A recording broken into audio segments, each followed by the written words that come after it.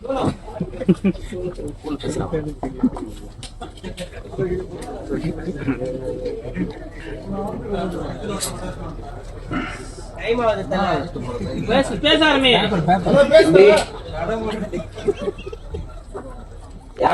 தெரியல, அப்ப குரல் மட்டும் தான் கேட்கணும்.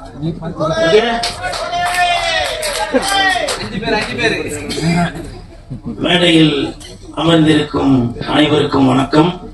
பத்திரிகை நண்பர்கள், ஊடக நண்பர்கள், இணையதள நண்பர்கள், PRO நிக்கில் முருகன், மேனேஜர் முருகேசன். முருகேசா, நீ என் மகனா? நீ எங்க இருக்கிறாய்? அனைவருக்கும் வணக்கம். மேடையில் பேசி கைதட்டல் வாங்கும் அளவிற்கு நான் செந்தமிழன் சீமான் இல்லை. தயவு செய்து நீங்களே ஒரு தடவை கைதட்டிருங்கப்பா. இந்த கைதட்டல்கள் அனைத்தும் பரமசிவன் பாத்திமா அந்த குழுவிற்கு தான் போய் சேரும்.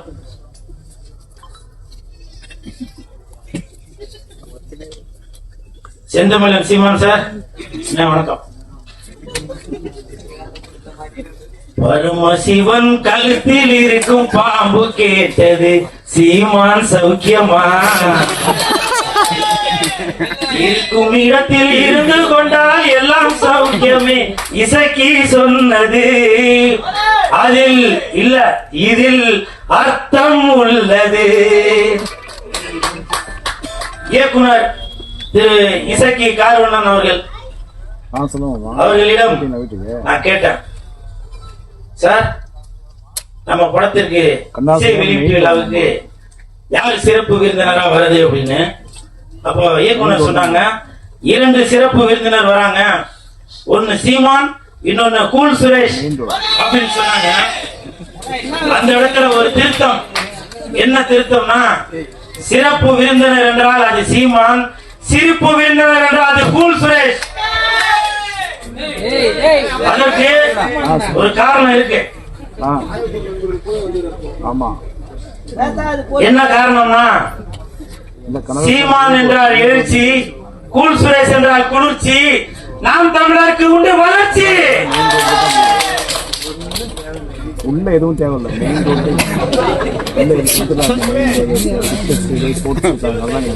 அது மட்டும் இல்ல, நான் எதுக்கு சீமானந்தன் வந்து இந்த இடத்துல ஏதோ ஜாகரா போட்டு ஏதோ பெருமையா பேசுறாரு போல அப்படின்னு சில பேர் நினைக்கலாம்.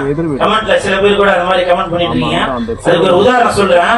இந்த பரமசிவன் பாத்திமா அந்த படத்திற்கு உண்மையிலேயே தகுதியான ஒரு மனிதர் என்றால் அது செந்தமிழன் சீமானந்தன் மட்டும்தான்.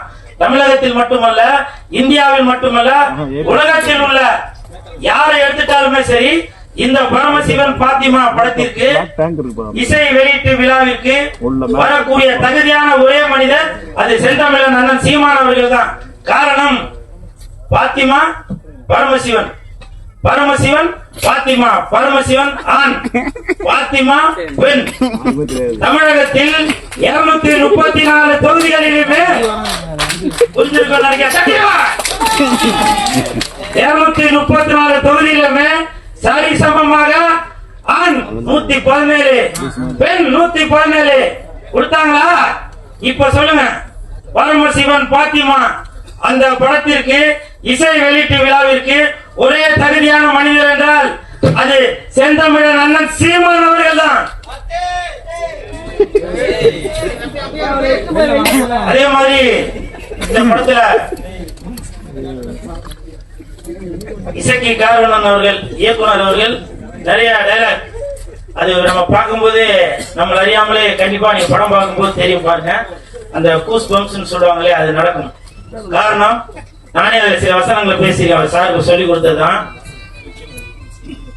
மத பிரச்சனைன்னு சொல்லாதீங்க, 2 மனிதர்களுக்குள்ள பிரச்சனைன்னு சொல்லுங்க அப்படின்னு ஒரு வசனம் வரும். ஜாதி பிரச்சனைன்னு சொல்லாதீங்க, இது ஜனங்களுக்குள்ள பிரச்சனைன்னு சொல்லுங்க அப்படின்னு சொல்லி அந்த படத்துல வசனங்கள் வரும். அப்படி இன்று மக்களுடைய மனநிலையை புரிந்து கொண்டு அந்த படத்தை இயக்கி வசனமும் எழுதி தயாரிச்சு இருக்கிறாரு இயக்குனர் இசக்கி கார்வண்ணன் அவர்கள். அவருக்கு என் மனமார்ந்த நன்றி. அதே மாதிரி ஒரு வார்த்தையை சொன்னாங்க, தலைவா இந்த படத்துல நீங்க வந்து செகண்ட் ஹீரோ அப்படின்னு. அது உண்மையா பொய்யான்னு தெரியல. அப்படி சொன்னாதான் இவன் வந்து ப்ரமோஷன் எதுவும் பண்ணுவான் அப்படின்றதுக்காக சொன்னாங்களான்னு தெரியல. இருந்தாலும் சார், இந்த படத்துல நான் நடிச்சிருக்கேன். கண்டிப்பாக என் உடல் பொருள் ஆவி அனைத்தும் இந்த பரமசிவன் பாத்திமாக்கு கண்டிப்பாக அர்ப்பணிச்சதுதான் போறேன். அதே மாதிரி படத்தின் ஒளிப்பதிவாளர் சுகுமார் சார் இந்த படத்துல ஒளிப்பதிவை மட்டும் கவனிக்காம நல்ல அற்புதமான நடிப்பையும் கொடுத்திருக்காரு. எனக்கு தெரிஞ்சு அடுத்த பிரகாஷ்ராஜ் அவர்களாக வருவதற்கு நிறைய வாய்ப்பு இருக்கு. எங்க அவரு வாங்க. எதுக்காக இது சொல்றேன்னா, ஷூட்டிங் ஸ்பாட்ல சொன்னாரு, அலிவா அடுத்து நான் ஒர்க் பண்ற படத்துல எல்லாத்துலயும் நீங்க இருப்பீங்க, எல்லாத்துலயும் இருப்பீங்க. 3 படம் ஒர்க் பண்ணிட்டா இது வரைக்கும் கூப்பிடாத. இல்ல இந்த மாதிரி இடத்துல சொன்னாதான் போன் பண்ணி சொன்னா அது சரியா இருக்காது இல்லையா? அதே மாதிரி படத்தின் கதாநாயகன் கமல் அவர்கள், விமல் அவர்கள். அந்த கமலுக்கு ஒரு காரணம் இருக்கு. விமல் அவர்கள், அவரை பத்தி சொல்றதுக்கு ஒன்னும் பெருசா ஒண்ணும் இல்ல. அதுக்கு என்ன காரணம்னா, ஷூட்டிங் ஸ்பாட்ல அவர் உண்டு, அவர் வேலை உண்டுன்னு இருக்காரு. எனக்கு தெரிஞ்சு விஜய் சார் அப்படி இருப்பாரு. அதே மாதிரி விமல் அவர்களும் தான் உண்டு, தன் வேலை உண்டு அப்படின்னு இருக்காரு. கூப்பிட்டாக்க ஷாட்டுக்கு வராரு, இல்லைன்னா போய் பேசாம உட்காந்துறாரு. அப்படி ஒரு அற்புதமான முறை. நான் ஃபர்ஸ்ட் அவர் கூட அந்த படம் ஒர்க் பண்ணிருக்கேன். வாழ்த்துக்கள் விமல் சார், வாழ்த்துக்கள். அந்த தம்பி உங்க பேர் பிஆரா? பிஆர். அந்த தம்பி வந்து பக்கத்துல உட்கார்ந்து இருக்கும் போது நான் எழுதிட்டு இருந்தேன், நான் என்னையும் கொஞ்சம் நல்லா பில்டப்பா சொல்லுங்க அப்படின்னா, அவன் பேசும்போது அது சொல்லியிருக்கனால அது சொல்ல காணும். இருந்தாலும் பரவாயில்ல. அந்த தம்பி பிஆர் இந்த படத்துல நல்லா நடிச்சிருக்கான். அந்த பொண்ணு கூடயே சுத்தின்னு இருப்பான். அவருக்கும் என் மனமார்ந்த நன்றிகளை தெரிவித்துக் கொள்கிறேன். அப்புறம் மிகப்பெரிய நன்றி இயக்குநர்களுக்கும் இசையமைப்பாளர் உங்க பேர் என்ன சார்? தீபன் அவர்களுக்கு என் மனமார்ந்த நன்றி. ஏன்னாக்க நான் ஆடுற மாதிரி ஒரு பாட்டு போட்டு கொடுத்துருக்கீங்க, மிக்க நன்றி. ஏன்னா என்னையும் இந்த மாதிரி ஆட முடியும் அப்படின்னு சொல்லி எனக்கு ஒரு பேர் ஒண்ணு கொடுத்து, அந்த பேர் வந்திருக்காங்களா? அதெல்லாம் வரவேணான்னு இருப்பீங்களா? சுழற்சி பிடிக்காதப்பா. என்ன பாலா? ஆமா ஆமா, சிவசிவாய. அப்புறம் இந்த படம் வந்து ஜூன் 5ஆம் தேதி தான் ரிலீஸ் ஆக போகுது அப்படின்னு சொல்லி இயக்குனர் அவர்கள் என்கிட்ட சொன்னாங்க. உடனே எனக்கு வந்து ரொம்ப கன்ஃபியூஸ் ஆகி போச்சு. ஏன்னா அன்னைக்கு தான் தக் லைஃப் படம் ரிலீஸ் ஆகுது. அப்ப நான் வந்து சார் கிட்ட கேட்டேன், சார் அன்னைக்கு தான் தக் லைஃப் படம் வருது, அப்ப கமலுக்கும் விமலுக்கும் போட்டியா அப்படின்னு கேட்டேன். ஐயோ அப்படிலாம் இல்ல சார் அப்படின்னாரு. அப்போ சிம்புவுக்கும் கூல் சுரேஷுக்கும் போட்டியா அப்படின்னா, அப்படிலாம் இல்ல சார் அப்படின்னாரு. நான் வந்து இயக்குனர் அவர்களிடம் ஒரு தாழ்மையான ஒரு வேண்டுகோள் ஒன்று வைத்தேன். என்னன்னாக்க, அன்னைக்கு என் தலைவர் எஸ்டிஆர் அவர்கள் நடித்த படம் வருது, அதனால நீங்க ஒரு நாள் தள்ளி ஜூன் 6ஆம் தேதி வைங்க அப்படின்னு சொன்ன அந்த வேண்டுகோளை ஏத்துட்டாரு. ஏன்னா இதுதான் என் தலைவன் எஸ்டிஆருக்கு நான் செய்யும் கைமாறு. இது வந்து பெரிய போட்டி எதுவும் இல்ல, இருந்தாலும் என் தலைவனை நான் இப்படிதான் பார்க்கணும் அப்படின்ற ஒரு எண்ணத்தில் தான் சொல்றேன். என்னைக்குமே வெந்து தணிந்தது காடு, வெந்து தணிந்தது காடு, சீமானவர்களுக்கு வணக்கத்தை போடு. அப்புறம் இன்னொரு முக்கியமான விஷயம், கமல் சார், நீங்க வந்து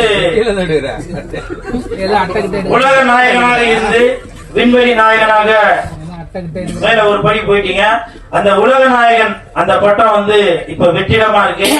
என் தலைவன் எஸ்டிஆர் அவர்களுக்கு அந்த உலக நாயகன் பட்டத்தை நீங்க கொடுக்கணும் அப்படின்னு சொல்லி நான் தாழ்மையுடன் கேட்டுக்கொள்கிறேன். இன்று முதல் உலக நாயகன் என்றால் அது சிலம்பரசன், விண்வெளி நாயகன் என்றால் அது கமலஹாசன். விண்வெளி நாயகன் என்றால் அது கமலஹாசன், உலக நாயகன் என்றால் அது சிலம்பரசன்.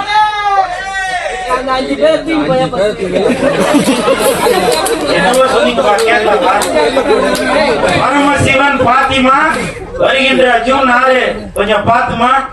நன்றி நன்றி நன்றி நன்றி.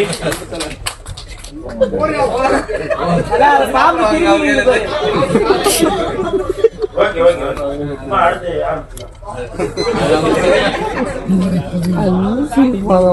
இல்ல நான் இந்த இடத்துல ஒரு விஷயம் சொல்லணும்னு நினைக்கிறேன். இப்ப நிறைய பேர் நினைக்கிறான், என்னவா இப்படி போட்டு அப்படி வந்து நிக்கிறாங்கடா அப்படின்னு. அதை பத்திலாம் நான் எதுவும் கவலைப்படலாங்க. இதே நான் ஒரு படத்துல போட்டு நான் ஆடி இருந்தா என்ன நினைச்சுங்க, சினிமாவுல காதலிச்சா ரசிக்குதப்பா உள்ளம், நிஜ வாழ்க்கையில காதலிச்சா பறிக்குதப்பா பள்ளமா? சொல்லுங்க. இதெல்லாம் பார்த்தா உங்களுக்கு இப்பவும் சொல்றேங்க, இப்பவும் சொல்றேன் வேணாம் அது சொன்னா ஏன்னா இருக்கிற இடம் எப்பவுமே ஒரு ஒரு கலகலப்போட தான் இருக்கணும். நிறைய பேர் கமெண்ட் அதே சொல்லுவீங்க. செந்தமிழர் அண்ணன் சீமான் அவர்கள் இருக்காங்க, அவர் சொன்ன வார்த்தையை தான் இப்ப நான் சொல்றேன். வேர்க்காமல் விளையாட முடியாது, விமர்சனம் இல்லாமல் வளர முடியாது. அண்ணன் சீமான் அவர்கள் சொன்னதுதான் நான் இன்ன வரைக்கும் அதை ஃபாலோ பண்ணிட்டு தான் இருக்கேன். சரிங்களா? நிறைய பேர் நினைக்கிறான் என்னப்பா இவர் வந்து ஏதோ கோமாளி வேஷம் போட்டுட்டு இருக்காரு அப்படின்னு. நான் கோமாளி இல்லைங்க, இன்னை வரைக்கும் ஏமாளி. என்ன எத்தனை இயக்குநர்கள் ஏமாத்திருக்காங்க தெரியுமா? எத்தனை தயாரிப்பாளர்கள் என்ன ஏமாத்திருக்காங்க தெரியுமா? ஒரு படத்துக்கும் கதாநாயகன் கதாநாயகி அவங்க இவங்க எல்லாரையும் நடிக்க வச்சு அதை பண்ணி இதை பண்ணிட்டு வெள்ளிக்கிழமை மணிக்கு என்கிட்ட சொல்லுவாங்க, சார் நான் தெரியாம அவரை புக் பண்ணிட்டேன், தெரியாம இவங்களை புக் பண்ணிட்டேன் அப்படின்னு சில விஷயங்கள்லாம் சொல்லுவாங்க. அப்போ என்கிட்ட சொல்லுவாங்க, சார் நீங்க தான் வந்து கொஞ்சம் ஏதாவது இது பண்ணுங்க, நான் உங்களை அடுத்த படத்துல அதை பண்றேன் இதை பண்றேன். இப்பவும் சொல்றேன், நான் கோமாளி இல்லைங்க, ஏமாளி.